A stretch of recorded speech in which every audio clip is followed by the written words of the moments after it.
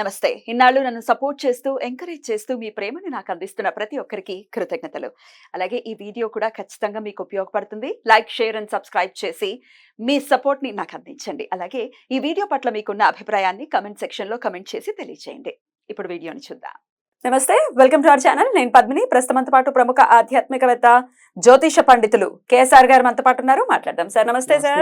Sir అష్టమి తిథికి చాలా చాలా ప్రాముఖ్యత ఖచ్చితంగా ఉంది. అటు శుక్లపక్షం అవ్వచ్చు, బహుళపక్షం అవ్వచ్చు, రెండు పక్షాలలోనూ కూడా అష్టమి తిథిని చాలా అద్భుతంగా వినియోగించుకుంటారు. శుక్లపక్షాన్ని మాస దుర్గాష్టమిగా చేసుకుంటే, బహుళపక్షాన్ని కాలాష్టమిగా చేసుకుంటారు. అంటే అష్టమి తిథికి అంత ప్రాముఖ్యతని ఖచ్చితంగా శాస్త్రం ఇచ్చింది అని అనుకోవచ్చు. మరి ఈ కాలాష్టమి, శనివారం అర్ధరాత్రి ఉండబోయేటటువంటి ఈ కాలాష్టమిని ఎట్లా వినియోగించుకోవచ్చు? తప్పకుండా. అంటే ఇక్కడ మనం కాలాష్టమి అనేది ముఖ్యంగా మనకి ఏంటంటే భయం ఉంటుంది. అష్టమి అంటే ఇంకా ఏదో అష్ట కష్టాలు పడతామేమో అని. ముహూర్తాలకి మాత్రమే అనుకుంటా కదా. రైట్. కానీ ఈ దేవతలు ఆరాధించడం వల్ల ఏంటంటే ఈ అష్ట కష్టాల నుంచి దూరం రావటం ఖచ్చితంగా మనకి ముఖ్యంగా ఈ ఆద్దంపతులు అమ్మవారిని ముందు సేవించాలి కాబట్టి ముందు ఆవిడకి స్థానం ఇచ్చాం మాస దుర్గాష్టమి అని. తర్వాత అయ్యవారిని సేవించాలి కాబట్టి మనం మాస కాలాష్టమి లేదా కాలభైరవాష్టమి ఇలా మనము రెండో అష్టమిని బహుళాష్టమి చేసుకోవటం అనేది అయితే ఉంటుంది. సో నేను చాలా సందర్భాల్లో చెప్పాను, మనకి ఏదైనప్పటికీ కూడా ఈ కలియుగంలోకి వచ్చేప్పటికీ కాలస్వరూపులైన కాళికని కానీ కాలభైరవుని కానీ ఆరాధిస్తూ రావాలి అని చెప్పి. సో అది మనకి ప్రతి నెల ఆయన ఇస్తున్న అనుగ్రహం. ఖచ్చితంగా ఆయన ఉగ్ర రూపాన్ని చేసేసి ఆయన దూరం చేసేసుకుని అనవసరమైన కష్టాలు పడుతూ ఎందుకు వచ్చింది ఇది బాధ.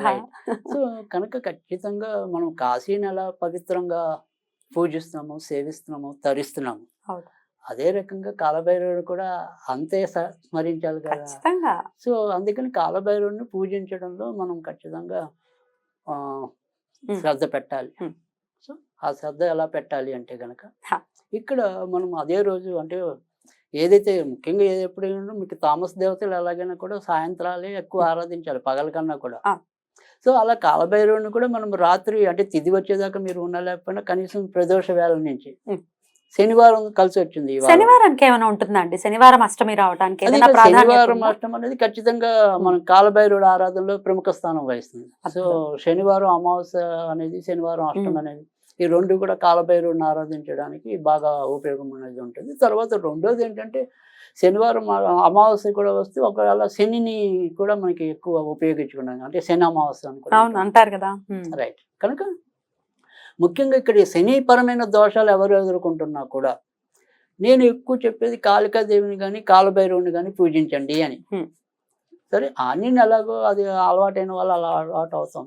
బట్ కానీ ఇప్పుడున్న సంప్రదాయాల ప్రకారం అయితే కనుక ఖచ్చితంగా కాలభైరవుడు మనకి ఎక్కువ ఉపయోగపడటం అనేది కూడా కనిపిస్తుంది. కనుక శనితో బాధపడే వాళ్ళు ఎవరైతే ఉంటారో ముఖ్యంగా ఇప్పుడు కనుక మనం చెప్తే, అంటే అందరూ చేసుకోండి తప్పేం లేదు, కానీ ప్రత్యేకించి కనీసం అయితే కనుక కర్కాటక రాశి వాళ్ళు చేసుకోవటం అనేది మంచిది, చేసుకోవాలి. రైట్. ఎందువల్లండి? ఎందుకంటే వాళ్ళకి అష్టమ శని అనేది కొంత వక్రగతి వల్ల ఏదైనప్పటికీ కూడా శని అయితే స్థానం మారట్లేదు, జస్ట్ చూపు మాత్రమే మారలేదు. రైట్. సో తర్వాత వచ్చేప్పటికి వృశ్చిక రాశి అనేది, తర్వాత మకరం, కుంభం, మీనం ఎలాగో ఉంటాయి. సో వీళ్ళు కనీసం అయితే తప్పకుండా చేసుకుంటే ఇంకా మంచిది. కానీ మన యొక్క కోరిక ఏంటంటే అసలు అందరూ చేసుకోవాలి. కరెక్ట్. సో వీళ్ళు ఇంకొద్దిగా ప్రత్యేకం.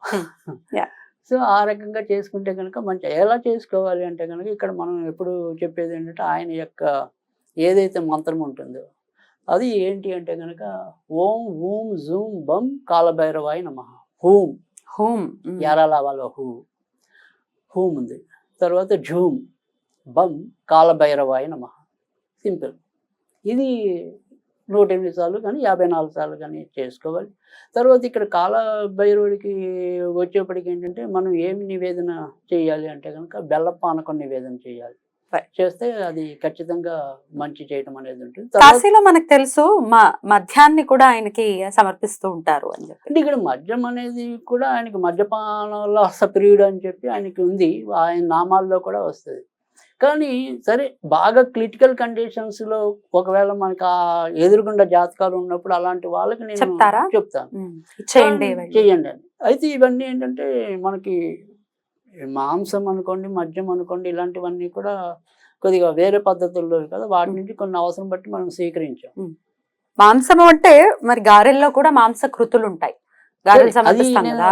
మనం వేరే ఒక టాపిక్ మీకు చెప్తారా? చెప్దాం. తప్పకుండా వివరంగా అయితే సో అది తెలుసుకుందాం. సో ఇక్కడ మనం ఏంటంటే ఓకే అంటే ఇప్పుడు మా ఊర్లో ఒక డాక్టర్ గారు ఉండేవాళ్ళు.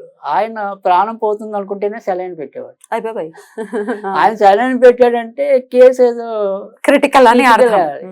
సో అలా జాతకంలో బాగా సంక్లిష్టమైన పరిస్థితులు ఉంటేనే మనం కొన్ని ఆశ్రయించాలి. సో ఇక్కడ సామాన్య జనుల వరకు మాత్రం మనం బెల్లం పానకంతో సరిపెడదాం. రైట్.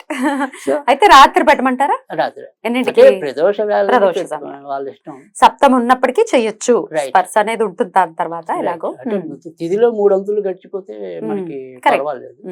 సో అందుకని అది ఒకవేళ కాదు మేము చేస్తాం ఖచ్చితంగా అనుకున్న వాళ్ళు 9 దాటాగా చేస్తే మరీ మంచిది. చేసుకోండి ఒప్పుకుంటే. ఒప్పుకుంటే చేసుకోవచ్చు కదా. ఇప్పుడు మనం ఏదైతే మంత్రం ఇచ్చామో ఆ మంత్రం 9 తర్వాత సాధన చేశారనుకోండి, అది కూడా వాళ్ళకి ఇంట్లో అవకాశం ఉంటే కనుక నల్ల పంచులు కానీ నల్ల బట్టలు కానీ ఉంటే ఇప్పుడు అయ్యప్ప దీక్షలో ఉన్న వాళ్ళకైతే ఇంటి అక్కడక్కడ ఉండే ఉంటాయి. అవును అవును. సో అయినా నల్ల బట్టలు లేని వాళ్ళు ఎవరంటే బాగా ఇష్టపడతారు కూడా. నల్ల ఇప్పుడు సపోజ్ ఇవాళ రోజుల్లో మనం నల్ల ప్యాంట్ వేసుకుని పైన ఏదైనా ఉత్తరం వేసుకున్నా కూడా చేసుకోవచ్చు. సో ఆ రకంగా అయినా కూడా చేయొచ్చు. అది ఒకవేళ ఇన్ కేస్ మనం ఎప్పుడు కూడా ఒక స్విచ్ వర్డ్ అనేది ఇస్తాం. డెఫినెట్లీ ఇది కాని పక్షంలో మేము ఇది చేయలేమండి పూజ. కొంతమంది ఇళ్లలో నుండి ఒప్పుకోరు. కాలభైరవ ఆరాధన చేయడం ఏమిటి, మేము ఆ ఛానల్లో చూసాం అది చేయకూడదని చెప్పారు. ఇవి బాగా ఉన్నాయి కదా, అలాంటి వాళ్ళ కోసం ఆల్టర్నేటివ్ గా. రైట్.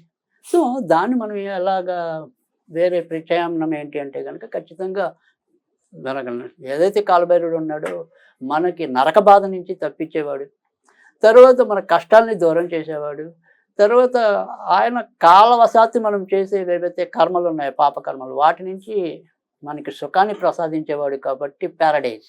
పారడైజ్ స్వర్గం. సో ఆ ప్యారడైజ్ అనే పదాన్ని ఎవరి శక్తానుసారం వాళ్ళు జపిస్తే తప్పకుండా మంచి జరుగుతుంది. ఎన్నిసార్లు చెప్పించమంటారు పారడైజ్? 108. రైట్. ఇది కూడా అంతే. సో అది తర్వాత అవకాశం ఉంటే కనుక ఇదే ప్యారడైజ్ అనే పదాన్ని వాళ్ళు కాగితం మీద నల్ల పెన్నుతో రాసినా కూడా ఇంకొద్దిగా శీఘ్రంగా ఫలించడానికి ఉంటుంది. ఏం చేయాలి మరి ఆ కాగితాన్ని? ఓహో రాయాలంతే అంతే. ఏదైనా చిన్న నోట్బుక్ లో Paradise, వాళ్ళు చదివినట్టు అవుతుంది, 108 సార్లు రాసినట్టు అవుతుంది. అంతర్నీయం పవర్ఫుల్ గా వస్తుంది. పవర్ఫుల్ గా వస్తుంది. సో అలాంటివి ఖచ్చితంగా మనం జనాలకి అలర్ట్ చేయడం అనేది మీ రూపేణా జరుగుతుంది. వాళ్ళు కూడా మరి వాటిని సద్వినియోగం చేసుకుంటే బాగానే ఉంటుంది. డెఫినెట్లీ అలా సద్వినియోగం చేసుకోవాలనే మనవి చేస్తున్నాం.